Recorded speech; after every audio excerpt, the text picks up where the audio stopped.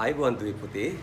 ඔන්න එහෙමනම් අදත් අපි හම්බ වෙනවා 10 ශ්‍රේණියේ පළවෙනි පාඩමට යටතේ එන කාබනික සංයෝගවල හතරවෙනි කාබනික සංයෝග ගැන කතා කරන්න. ඒ තමයි නියුක්ලික් අම්ල. නියුක්ලික් ඇසිඩ් කියනවා නැත්නම් න්‍යාස්ටික අම්ල කියලා කියන්නත් පුළුවන්. මෙන්න මේ නියුක්ලික් අම්ල ගැන තමයි අද දවසේදී අපි මේ කතා කරන්නේ. ඔයා දැන් ඉගෙන ගන්නේ. නියුක්ලික් අම්ල කිව්වහම වඩා නුපුරුදුයි වගේනේ. දැන් කාබෝහයිඩ්‍රේට්, ප්‍රෝටීන, ලිපිඩ් පුරුදුයි නේද? ෆැමිලිය නේද? හුරු පුරුදුයි.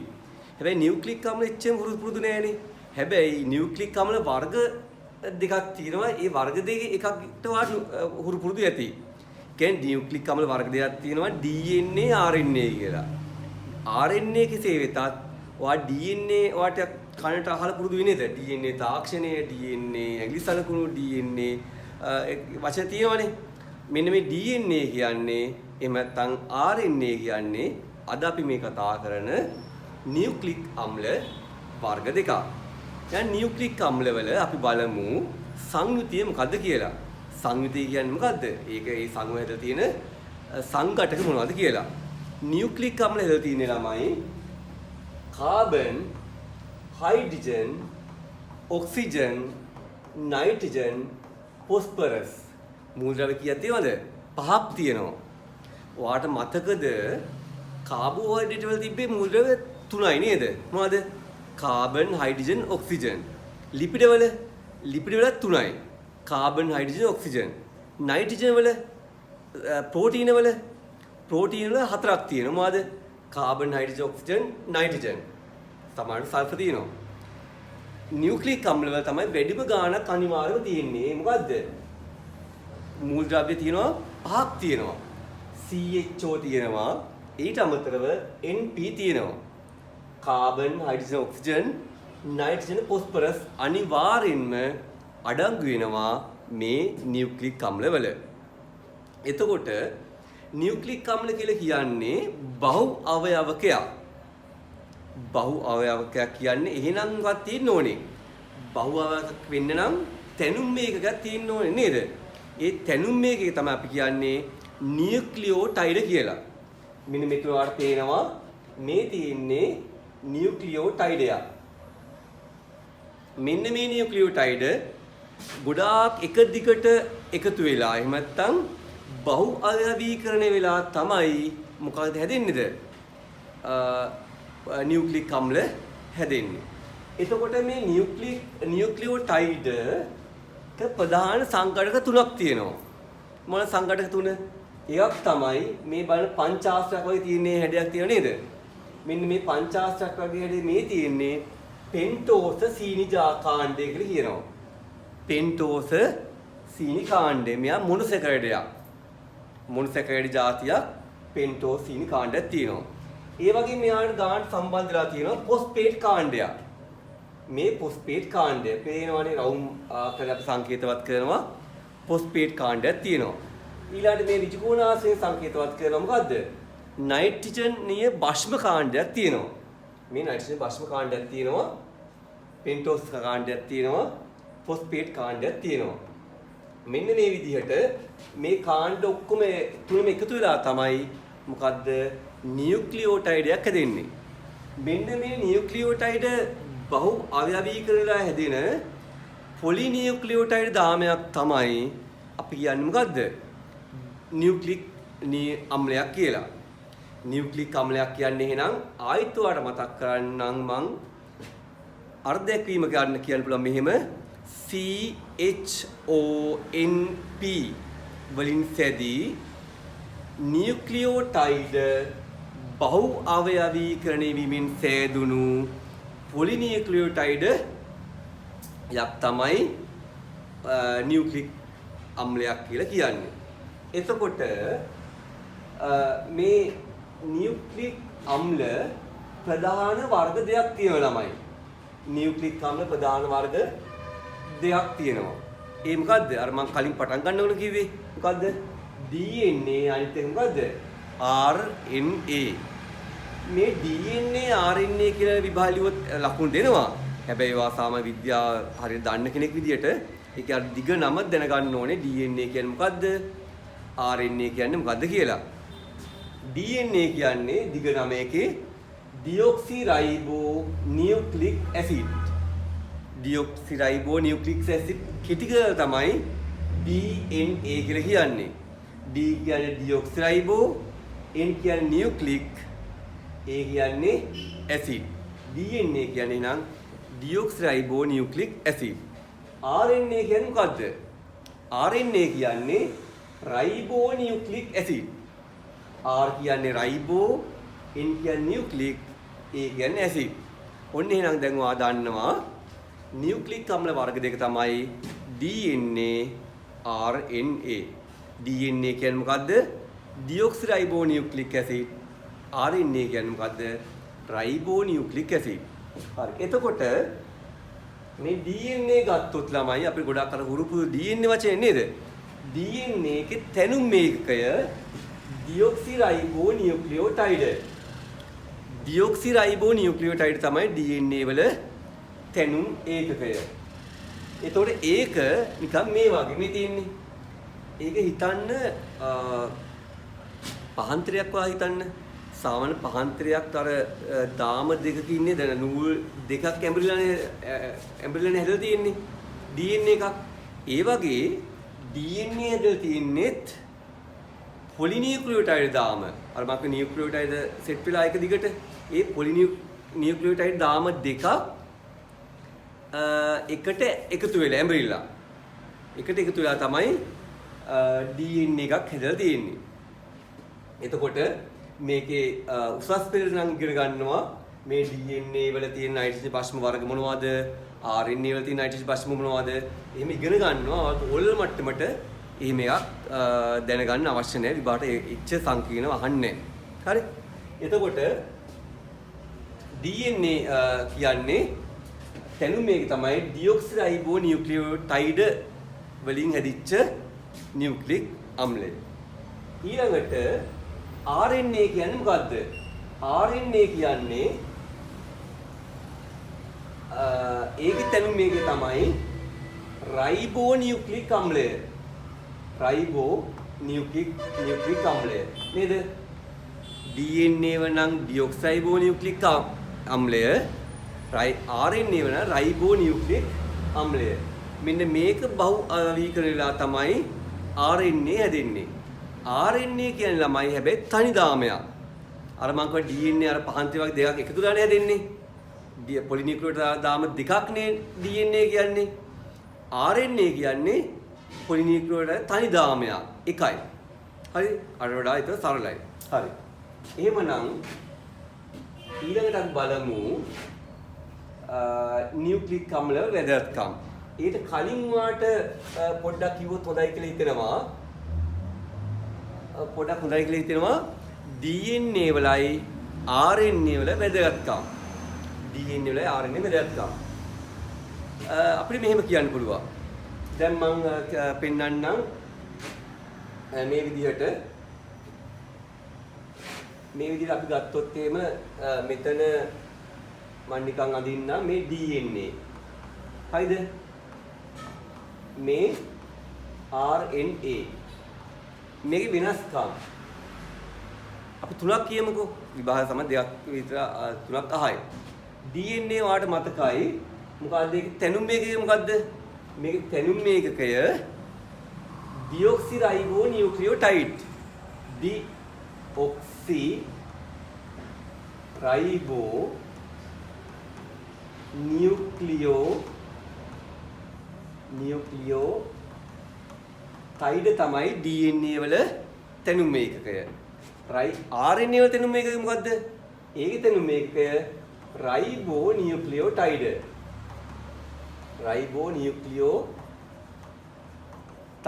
ඔන්න ඒක වෙනස්කම. තැනුම් මේකක වෙනස්. ඊළඟට ඔයාලට මතකයි නේද? තව එකක් මම කිව්වා DNA දාම දෙකකින් හැදලා තියෙන්නේ. මෙහා දාම දෙකකින් හැදලා තියෙන්නේ. දාම දෙකයි. RNA කියන්නේ කීයද? දාම එකයි. ඊළඟට හැඩයක තියෙන ළමයි. DNA ඔයා දැකලා තියෙන කලින් මම පෙන්නුවේ අර නිකන් අර පහන්තේ ඇබිලා වගේ අර අමුතු ඇලේ සර්පිලාකාර මේ ඇබිලා තියෙනවනේ. අන්න ඒකට කියන්නේ මොකද්ද? ද්විත්ව හෙලික්සීය හැඩයක් කියලා. DNA වල තියෙන්නේ ද්විත්ව හෙලික්සීය හැඩයක්. ද්විත්ව හෙලික්සීය හැඩයක්. හැබැයි RNA වල තියෙන මොකද්ද? රේඛීය හැඩයක්. එයා නිකන් නූලක් වගේ. රේඛීය හැඩයක් තමයි තියෙන්නේ. ඊළඟට ඩියොක්සිරයිබෝ නියුක්ලියෝටයිඩ් වලින් DNA ට සංකීර්ණ අණුවක් RNA ටිකක් සරලයි. ඊළඟට DNA වැදගත් වෙන ගොඩක් ලාවට ප්‍රවේණිය හා සම්බන්ධ වැදගත්කමක් තියෙන්නේ. RNA වල වැදගත්කම තමයි මොකද්ද? එයා ප්‍රෝටීන් සංශ්ලේෂණය සහ සම්බන්ධකමක් තමයි තියෙන්නේ. කොහොම හරි ඔයාගේට විභාගයට ඇහුවොත් එහෙම DNA RNA අතර වෙනස්කම් ලියන්න කියලා ඔයා ප්‍රධාන වශයෙන්ම මෙන්න මේ තුන කිව්වනම් හරි. නැවතත් මම කියන්නම් මොකද්ද DNA වල තැනුම් මේකකය ඩියොක්සිරයිබෝ නියුක්ලික් ඇසිඩ්. RNA වල තැනුම් මේකකය DNA වල තැනුම් මේකකය ඩියොක්සිරයිබෝ නියුක්ලියෝටයිඩ්. RNA වල තැනුම් මේකකය රයිබෝ නියුක්ලියෝටයිඩ්. ඒක වෙනස්කම.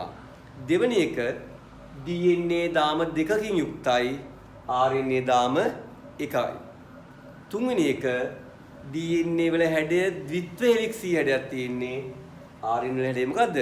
රේඛීය හැඩයක් තියෙන්නේ. ඔන්න වෙනස්කම් ටික එහෙම කතා කරා. එහෙම කතා කරාට පස්සේ අපිට තියෙන්නේ අවසාන වශයෙන් නියුක්ලික් අම්ලවල වැදගත්කම් ගැන කතා කරන්න. නියුක්ලික් අම්ලවල වැදගත්කම් කියනකොට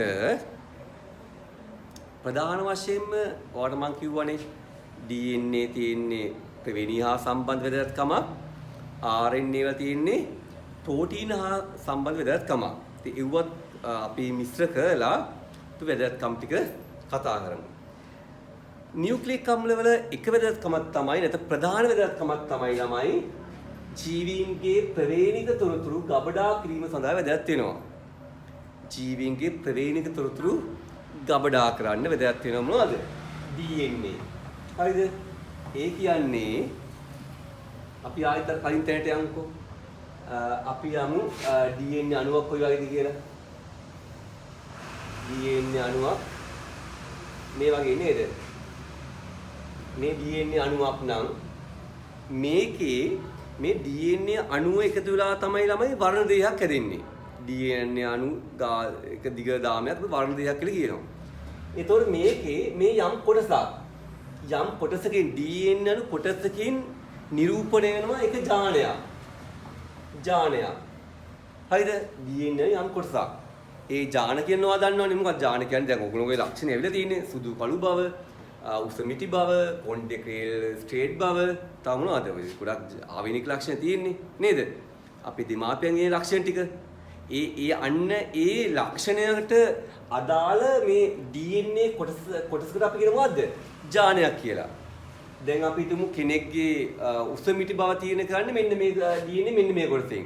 අපි කියනවා මෙයාට ඒ ජානය කියලා. අපි හිතමු කෙනෙක් සුදුද කළුද හැමේ වර්ණය. අන්න ඒක තියෙන කියලා අපි හිතමු මෙන්න මේ ටිකේ. යම් ප්‍රමාණයක් එකනේ හොඳයි. ඒ කියන්නේ දිගක් එමයක් නැහැ. ඒ යම් කිසි කොටසක් ප්‍රමාණයක්. ඉතින් මෙන්න මේ ටිකේ තමයි සුදුද කළුද කියලා තීරණය කරන්නේ. ඒ අපි කියවේ මේ නෝට තව ජානයක්. ඊළඟට අපි හිතමු මොකද්ද? එයාගේ S නේද? අපි කළු පාටයි, එහෙම නැත්නම් සමාන නිල් පාටයි, සමානක දුඹුරු පාටයි. එහෙම අන්නේ S වල තියෙන බව තියෙන මෙන්න මේ පොඩි කොටසින් DNA. අපි කියන මොකද්ද? තව ජානයක් කියලා. ඔන්න ඔය වගේ වර්ණ දෙකක් කියලා දෙන DNA වලින් DNA වල එක එක කොටස් වලින් තමයි අපි ජාන කියලා ඒකේ ජීවිගේ ලක්ෂණ තීරණය කරන්නේ. හරි? එහෙමනම් වාට පැහැදිලි DNA වල වැදගත්කමක් තමයි ප්‍රවේණික තොරතුරු ගබඩා කරන්න. ජාන විදියට ප්‍රවේණික තොරතුරු ගබඩා කරන්න වැදගත් වෙනවා DNA. නැත්නම් නියුක්ලික් අම්ල. ඊළඟට ගබඩා කරන විතරක් නෙමෙයි. දැන් අපේ ඒ ජානවල ලක්ෂණ ආවිනික ලක්ෂණ ළමයි අපේ ඊළඟ පරම්පරට යනවා නේද? දැන් ගොඩක් ලාට ඔයාගේ අම්මා හරි තාත්තා හරි වගේ. ඒගොල්ලෝගේ මොනවා ලක්ෂණ එනවද වාට? නේද? ඒ ලක්ෂණ යාගේ 100 ගෙත් ඒ ලක්ෂණ තිබ්බා. නේද? ඒ කියන්නේ අර පරම්පරාවට අපේ ලක්ෂණ යනවා. ශුක්‍රාණු වලින් ඩිම්බ වලින් ඒ ලක්ෂණ යනවා, ඒ වර්ණ දේහ වලින් යනවා. ඉතින් ඒකට මේ DNA වැදගත් වෙනවා. DNA වලින් තියෙන ජාන වැදගත් වෙනවා ඊළඟ පරම්පරාවට යන්න. ලක්ෂණ. ඔයගොල්ලෝගේ ලක්ෂණ දත් ලක්ෂණ ගෙනියන්න. එහෙමනම් දෙවෙනි වැදගත්කම තමයි මොකද්ද? ජීවීන්ගේ ප්‍රවේණී තොරතුරු පරම්පරාවෙන් පරම්පරාවට සම්ප්‍රේෂණය කිරීමට. කියන්නේ අපේ ආවිනික ලක්ෂණ ගබඩා කරන්නත් වැදගත් වෙනවා. ඒ ලක්ෂණ ඊළඟ පරම්පරාවට සම්ප්‍රේෂණය කරන්නත් නියුක්ලික් අම්ල වැදගත් වෙනවා. ඊළඟට ප්‍රෝටීන සංශ්ලේෂණයට මතකද මම කිව්වා ප්‍රෝටීන සංශ්ලේෂණය කරන DNA ද RNA ද කියන බලන්න. ඔව් RNA නේද? ප්‍රෝටීන් සංශ්ලේෂණය කරන්නේ RNA වැදගත් වෙනවා. අනිත් ඔක්කොම වගේ තියෙන්නේ හැබැයි DNA වල වැදගත්කම වැඩි RNA වල වඩා. හරි. ඊළඟට සෛලයේ සිදුවන සියලුම ජීව ක්‍රියා පාලනයට වැදගත් වෙන්නේ කවුද? DNA. ඔයාට මතකයි නේද? පොඩි කාලේ යනවා ඉගෙන ඇතිනේ සෛලයේ න්‍යෂ්ටියක් තියෙනවා. අපේ අර ඇඟේ මොළය වගේ අපේ ඇඟේ මොළය අපේ ඇඟ පාලනය කරන්නේ මොළය නේද? ඒ වගේ සෛලයේ ඔක්කොම පාලනය කරන්නේ න්‍යෂ්ටිය. න්‍යෂ්ටියට ඒ පාලනය කරන්න පුළුවන් හැකියාවක් තියෙන්නේ කවුරු නිසාද? මෙන්න මේ DNA නිසා. DNA මගින් තමයි සෛලයේ ඔක්කොම දේවල් පාලනය කරන්නේ. ඔන්න වැදගත්කම් කීයද? 1යි 2යි 3යි 4ක් ආවා. ඊළඟට සමහරක් වෛරස් වල ළමයි තොරතුරු ගබඩා කරන RNA වැදගත් වෙනවා. දැන් සමහරක් වෛරස් ජාති දෙකක් තියෙන ළමයි. ඒකෝ සමහරක් වෛරස් වලට තියෙනවා DNA විතරයි, සමහරක් වෛරස් වල RNA විතරයි. ඒක මම පොඩ්ඩක් කිව්වොත් සාමාන්‍යයෙන් ඕනම ජීවියෙක්ගේ සාමාන්‍ය ජීවියෙක්ගේ DNA ඇඟේ තියෙන්න ඕනේ DNA RNA දෙකම තියෙන්න ඕනේ.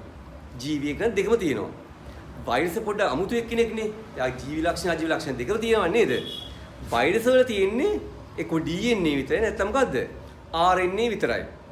ඉතින් මේ සමහරක් අයගේ ඒතකොට DNA කොහොමද ප්‍රවේණ ද්‍රව්‍යනේ?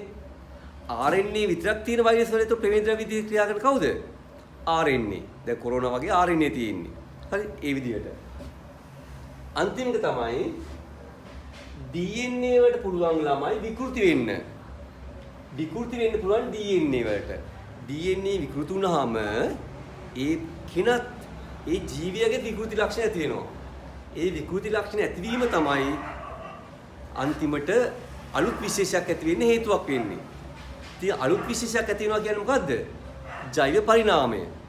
එහෙනම් DNA වලින් ඇති වෙන විකෘති මගින් නව විශේෂ ඇතිවීමෙන් ජෛව පරිණාමයට වැදගත්කමක් දරනවා. නේද?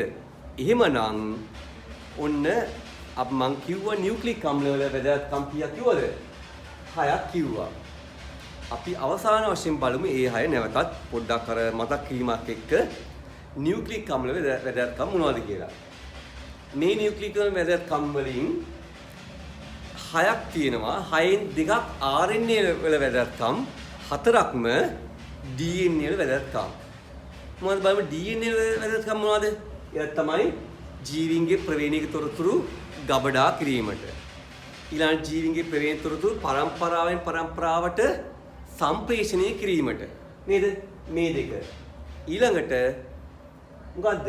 සෛලයේ සිදුවන සියලුම ජීව ක්‍රියා පාලනයට.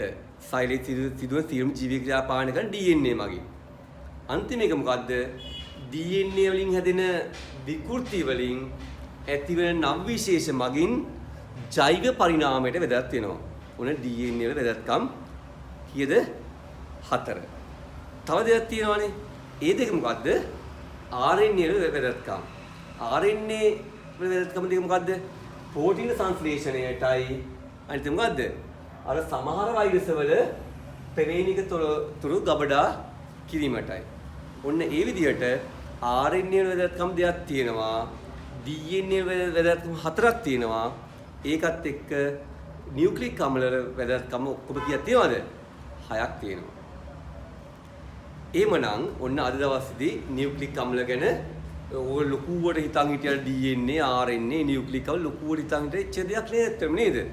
හොඳට ඉගෙන ගන්නකොට තේරෙනවා හරි විදිහට ඉගෙන ගත්තොත් මම මේ කියන්නේ ඔයගොල්ලෝ සිලබස් එකට අදාළව විභාගයට එන විදිහට කියන්නේ. මේ දේවල් ගැන සෑහෙන විස්තර කරලා දෙන්න පුළුවන්. මොකද උසස් පෙළදී තියෙනවා මේවා තව ගැඹුරට ඉගෙන ගන්නවා. DNA තව ගොඩක් දේවල් ඉගෙන ගන්නවා. RNA ගැන තව ගොඩක් ඉගෙන ගන්නවා. ඒව ඔයාට මට දුගන්න පුළුවන් නේද? ඒව අවශ්‍ය නැහැ. මොකද ඕලවලට අවශ්‍ය වෙන්නේ ටික අපි මේ තාම ඕලවල පාඩම කරන්නේ නේද? උසස් පෙළ බයොලොජි වලට මේක ලස්සනට ගොඩක් ඉගෙන ගනි. ඕලවල විභාගයට ගැලපෙන විදිහට තමයි මම මේ අද දවස් ඉගෙනුවේ. ඉතින් නිතර මෙහිමයි ඕලවලට ගැලපෙන ටික විතරයි. අනවශ්‍ය මගේ දැනුම ප්‍රකාශ ගන්න නැත්නම් ඒ දන්න බව ප්‍රකාශ ලොකු සිලබස් එකෙන් පිට අවුට් ඔෆ් සිලබස් දේවල් උගන්වන්නේ නැහැ. ඕකට අවශ්‍ය මොනවද විභාගවල අන්න ඒ ටික තමයි උගන්වන්නේ. ඉතින් සරලයි ඒ නිසා. ඉතින් බලන්න අද අපි කතා කරේ නියුක්ලික් අම්ල සංයුතිය. මොකද නියුක්ලික් අම්ල සංයුතිය CHON වලින් NP නේද? පහෙන් හැදලා තියෙනවා. මේක නියුක්ලික් අම්ල කියන්නේ බහු අවයවකයක්. තැනුම් මේකකේ මොකද්ද? නියුක්ලියෝටයිඩ්. ඊට පස්සේ නියුක්ලික් අම්ල වර්ග දෙක මොකද්ද? DNA RNA. ඊට පස්සේ ඒක අපි වෙනස්කම් ඉගෙන ගත්තා. DNA කොයි වගේද? RNA කොයි වගේද කියලා. අවසාන වශයෙන් අපි ඉගෙන ගත්තා නියුක්ලික් අම්ල වල වැදගත්කම් කීයක්ද? 6ක් ගැන. 6න් 4ක් DNA වල වැදගත්කම්, 2ක් RNA වල වැදගත්කම්. මේක අර කාබෝහයිඩ්‍රේට් ප්‍රෝටීන් ලිපිඩ වගේ ළමයි අර පරීක්ෂණ නැහැ. නියුක්ලික් අම්ල අඳුර ගන්න පරීක්ෂණ කලයක් නැහැ. ඒ නිසා මේ සම්බන්ධ පරීක්ෂණයක් නැහැ. ඒතකොට නියුක්ලික් අම්ල දැනගන්න ඕනේ ටික මේ කිට වෙලාවේදී ඔයා වෙනද වගේම සම්පූර්ණ ඉගෙන ගත්තා. නියුක්ලික් අම්ල සංයුතිය, ඒකේ වර්ග සහ වැදගත්කම්. එහෙනම් මේ විදිහට නියුක්ලික් අම්ල ගැන අද ඉගෙන ගත්ත දැනුම ඔයා ධාරණය තියාගෙන මතක තියාගෙන විභාගයට එන ඕන ප්‍රශ්න උත්තර ලියන්න දැන් ඔයාලට හැකියාවක් ලැබෙයි. එහෙනම් අදට මම සමුගන්නවා. ඔයගොල්ලෝ සියලු දෙනාටම සුබ සතියක් ආයුබෝවන්.